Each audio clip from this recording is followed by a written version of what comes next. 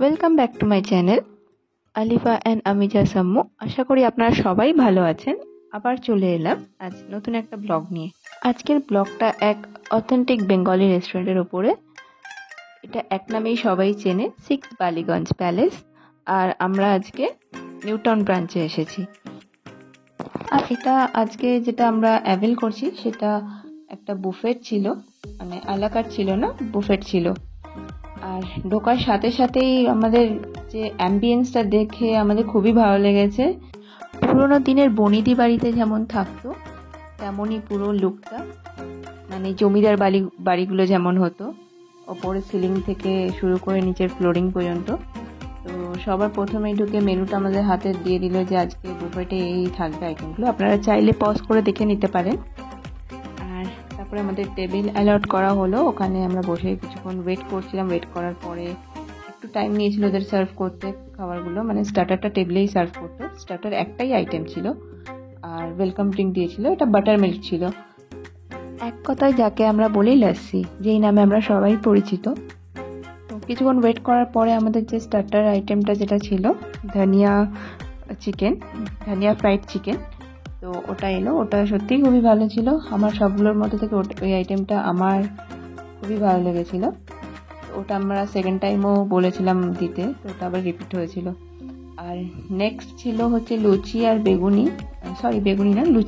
ভাজা। এই দুটো আইটেমও টেবিলে সার্ভ হয়েছিল। এছাড়া বাকি যে আইটেমগুলো ছিল সেগুলো সবই বুফেটে ছিল, মানে সেলফ সার্ভিস, নিজের থেকে নিতে হয়েছিল। আর আমার টেবিলে যখন লুচিটা সার্ভ করা হয়েছিল তখন ক্লিপটা নিতে আমার মনে ছিল না। পাশের টেবিলে যখন লুচিটা সার্ভ করা হয়েছিল তখন ভিডিও ক্লিপটা নিয়েছিলাম, তো সেটাও আপনাদের সাথে শেয়ার করলাম। এবার চলে এলো মেন কোর্সে কী কী আইটেম আছে আপনাদের সাথে শেয়ার করছি। সবার প্রথমেই লেবু আর লঙ্কা, গন্ধরাজ লেবু, তার সাথে কাঁচা লঙ্কা।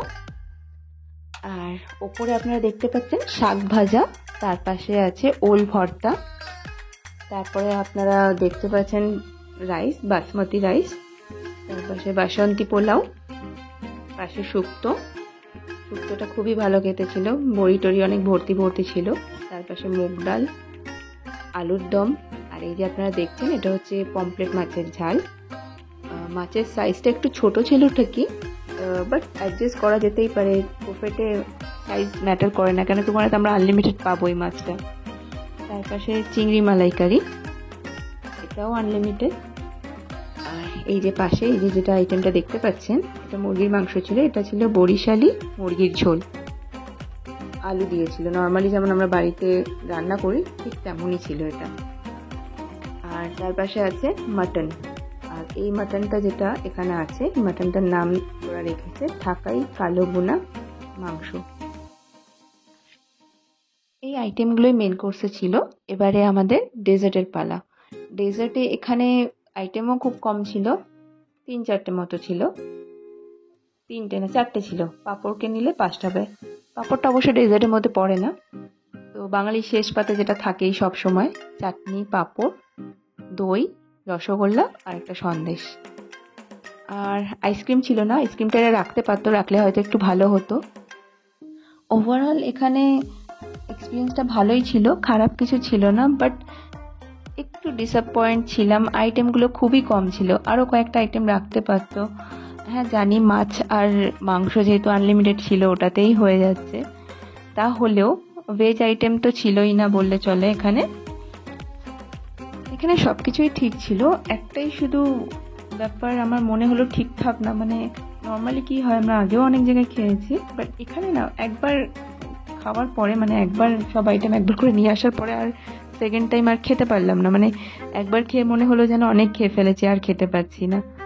জানি না এটা কী কারণে হয়েছে। আর যদি আপনাদেরও মানে আপনারা কেউ যদি ওখানে খেয়ে থাকেন, আপনারাও আমাদের মতো সেম এক্সপিরিয়েন্স হয়েছে আপনাদের যদি, তাহলে আপনারা কমেন্ট সেকশনে জানাতে পারেন যে কেন হলো এরকম। আর সব শেষে আমাদের বুফেটের যে বিলটা সেটা এলো 2520, আমাদের দুজনের জন্য এতই ছিল, ইনক্লুডিং জিএসটি। তো এবারে আমাদের শেষমেশ বাড়ি যাবার পালা। তো এখান থেকে আমরা এখন বেরোচ্ছি। আর যেটা আমি সবশেষে বলে থাকি, যদি আপনাদের আমার এই আজকের ব্লগটা ভালো লেগে থাকে তাহলে লাইক, কমেন্ট আর শেয়ার আর সাবস্ক্রাইব করতে ভুলবেন না। আর এই পুরো ব্লগটা দেখার জন্য আপনাদেরকে অসংখ্য ধন্যবাদ। আবার দেখা হবে অন্য কোনো একটা ব্লগে। ততদিন ভালো থাকবেন। Thank you.